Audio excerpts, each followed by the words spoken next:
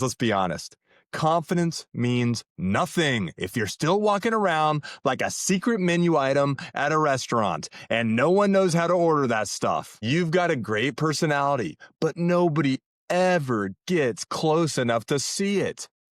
You're invisible. Not because you're boring, my guys. Not because you're boring.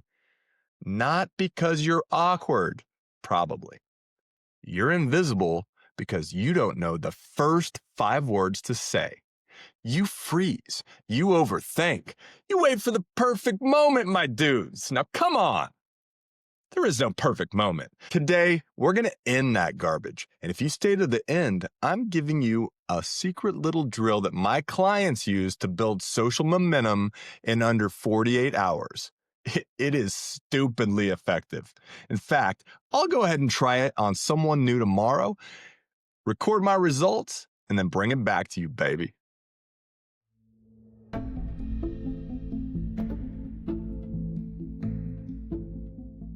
Now, in the last episode, right, we built your inner game, right? We talked about how ethical nerds can still get that girl. Today, we're working on that outer game, baby. I'm not giving you pickup lines. Those get you rejected faster than a fake Rolex in Dubai, right? I'm giving you a framework, a scientific, flexible set of openers you can use anywhere. The coffee shop, the gym for all you bros out there, the class, right? You know, some of you kids, the airport gate, Whole Foods, a funeral. All right, maybe not a funeral. Although, not gonna lie, there's some hotties at funerals. I'm going to hell for that one. I'm going to hell. All right. By the end of this episode, you're going to master the only 3 openers you need to talk to anyone without being creepy, without being weird, and without looking like a complete tryhard. And before you say a single word, you have to signal safety. The person needs to feel comfortable in your presence. Former FBI profiler Joe Navarro, the guy who literally trained agents to read body language, found that people make subconscious threat assessments in under 0.1 seconds. 0.1. So here's your 3-second priming rule. All right. First of all, you want to make eye contact, right? For a half second. Give a warm half smile. Not the Joker. Approach with a relaxed pace, right? Not speed. Walking at the mall pace, right? You're just there to chill, do a little window shopping, right? I mean, no one goes to malls anymore, but still, you get the point. What this does is it reduces the cognitive load and it softens their limbic response. Yeah, we're calming the amygdala here. You're basically telling their brain, look, I'm a safe guy, and I actually might be a little interesting. Now, look, approachability is visible, right? Closed posture, right? Arms are crossed like this, right? You got your phone in front of you. This kind of stuff screams stay away. An open posture, right? Relaxed, hands visible, chin kind of neutral, right? It screams normal human, baby. And that's what we're looking for here. We're not looking to be some kind of Chad out here. Remember Chad from the last episode? We're trying to be confident, relaxed. We're trying to have fun. We're trying to be approachable. Now, visible hands matter, right? Evolutionary psychology research by Friedman in 1994 showed that really humans instinctively relax when they can see someone's hands because for 200,000 years, right, hidden hands meant weapons. So, don't grip your phone like you're defusing a bomb, my guys. It shows anxiety and like you're scared or something, dude. Keep it in your non-dominant hand. What you want to do is free up your main hand, right? The one that gestures naturally. This will help to increase sort of that natural body language that you're going for. It makes you look present, right? It makes you look confident. And it makes you look socially fluent. So your body is ready, right? Your energy is right. You're ready to go. But now we hit the brick wall, right? What the heck do I say in these situations? Forget, hey, what's up? Dude, that is a conversational dead body. It forces them to do all the work, my guys. Now, again, you want to do about 80% listening, but start with a contextual opener, right? And what is a contextual opener? It's something rooted in the shared environment that feels natural, safe, and effortless, right?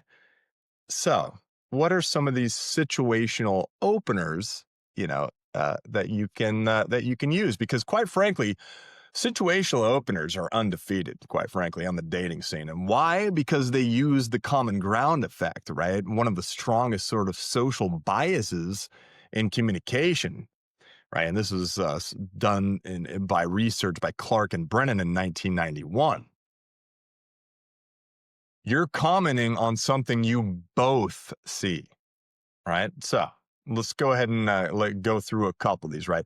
I don't know. So like maybe you're standing in line to get coffee, right? And you turn to the person, you're like, man, I am so glad they opened up a window in this piece, right? The lighting before was straight up interrogation room levels of bad, right? It's funny. It's dumb, but it's funny. It's light. Let's say if you're in a museum, all right? Okay, I've stared at this for like 5 minutes and I still can't tell if that's a dog, a wolf, or a depressed horse. What's your take? All right, maybe you're at the gym, right? Is it just me or is everyone in here training for the Olympics today? The key principle behind a phrase like that, right? You're not testing them. You're not testing them, right? You're inviting them into a tiny, low risk moment. Low risk. That's the point, guys. It's not about their answer. It's about the shared experience, right? A lot of the stuff that we talk about here on Plant the Spark is not necessarily about the exact sort of detail. It's about the feel. It's about the experience. It's about the overall context of the situation. All right. So opener number two, right? And this is known as the observational opener. This is a classic, right? It's insanely effective if you do it right. All right. So make sure you're doing it right. Now, look, first, do not comment on their body ever, ever. Comment on a choice they made. Right now, again, commenting on their body isn't necessarily, going to upset them. It might, but it won't necessarily. But guys, girls get told how hot they are on a daily basis. Like you're a dime a dozen if you're using the "you're so beautiful" line, right? Forget what you're reading on Instagram, right? And those little 3-second reels where some chick's like, "I'll tell her she's beautiful." No, listen, that's okay once you're together, maybe, but talk about a choice that she's made, right? Maybe you comment on a piece of clothing that she's wearing, right? A book, an accessory, a piece of tech, right? Research from self-expression psychology, Kim and Johnson in 2012, show that people feel validated when someone notices a choice they curated themselves, right? An example might be like, I don't know, oh, The Art of Nonconformity. That title sounds like trouble. Should I be concerned for society or for just you? Right? Or maybe you mention like a jacket or a pen or something that they're wearing. That pen is incredible. Is it a reference to something or did you just buy the coolest thing in the store, right? You're giving them a compliment, right? You're opening up about something personally relevant to them, a choice they made, right? It shows that you're observant, right? Maybe they've got a water bottle covered in stickers, right? For you high school students. That stickers collection says, I travel, I hike, and I judge people who litter. Am I accurate?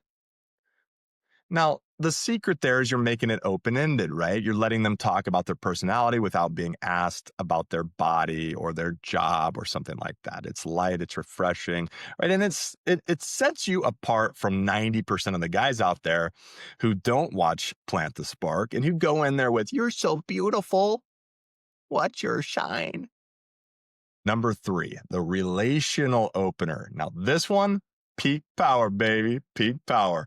Relational openings, they build an instant us dynamic, right? And social psychologists call this shared social identity formation. Let's say you're at like, I don't know, a networking event for business or something like this. Maybe it's like one of these types of things, right? You say something like, the guac line is a patience exam. Am I right? Like, did you make it through that chaos?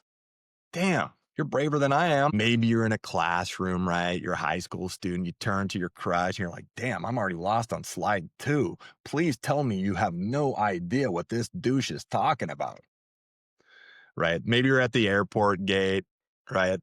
I love how everyone pretends they're not sprinting to the plane as soon as the boarding starts. I mean, what this does, you're naming the truth of the moment. When you do that, you create instant camaraderie, right? It's an us moment, it's a we thing, right? I used to have a coworker that would constantly say stuff like, I love us, things like that, because we were such good friends. Now, how do you handle a response, right? They respond, great. Now what?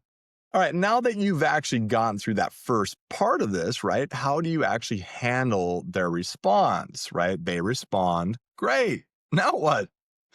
You need what we call the bridge. All right. And this means using their reply to gently shift the conversation to something personal, right? Without interrogating them. Again, it's important that we don't turn this into an interview or an interrogation, right? So back to that coffee example, right? You said something like the lighting in here was criminal, right? Let's say they say something back like, right? It felt like a cave in here. So what's the bridge? What is the sort of next step to use? You say something like, exactly. The 5 is so much better now. Are you working nearby or just escaping your office like me?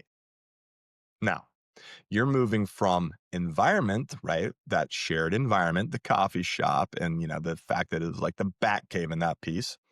Then you're going to preference, then you're going to personal life. Now, this is smooth. This is masculine. And this is confident. And that's what people want. They want confidence, not ego, just confidence. Because let's be honest, context, right? That matters. And contextual safety, it's really important. Proxemics research by Hall in 1966 shows that random, irrelevant openers, they actually feel kind of like invasions, right? But contextual openers, they feel natural because they comment on the shared world, right? Not the person. It doesn't feel like an attack or like something directly at you, right? Even if it's a nice thing, it could feel that way, right? You're not barging into their bubble, right? You're just kind of showing that you belong in the moment with them. And that's kind of hot. There's also this thing we call the library drill. And now this is the ultimate test, right? So libraries are a sacred silent zone, right? If you open wrong, you go straight to social jail. So what's the functional approach here, right? Hey, sorry to interrupt. My laptop died and I forgot my charger. Do you know if there's an outlet near here or are they all taken? After they help, right, you pause, you read the vibe, and if it's good, you say, thanks. Seriously, what are you grinding through today? Looks intense, right? You start functional, then you pivot. That's how you respect the space and the person. Now, your fear isn't a signal to stop, right? You're going to feel maybe sometimes a little trepidation in these moments, a little scared, feeling, right? It's the signal, though, that matters, right? You don't need to worry about the outcome because you control the opener. You're the one delivering the contextual signal, right? The contextual opener. And that alone makes you more visible, more magnetic, more in the world than most guys, right? You're not just going out there throwing one-liners around. You're present in your environment. You're comfortable with who you are as a man, right? And baby, you want to be a little bit playful, but you also want to be a little bit grounded, right? All right. One little mission for you guys this week, right? One contextual opener every day. You little fire starters knew I wasn't going to leave you without some homework, right? Some practice. It doesn't matter where, it doesn't matter from who, right? Master the start. Practice on people. You don't give a care if they like you or not, right? It's practice. Talk to everyone. Talk to the girl behind the counter. Talk to one of your coworkers. Talk to someone you don't know randomly on the street without being weird and creepy, right? Keep that Joker smile off your face. The whole point is that you're mastering the start, right? And when you do, come back and comment which opener you use. Was it situational? Was it observational? Was it relational? And what happened? And if you met someone cute, hey, you can thank me at the wedding reception, my guy. All right. Now, look, I'm Mike. This is Plant the Spark. Guys, go be seen, go be powerful, be strong in your masculine presence, find the girl of your dreams, but most importantly, be ethical, be safe, and remember, I love you guys. Peace.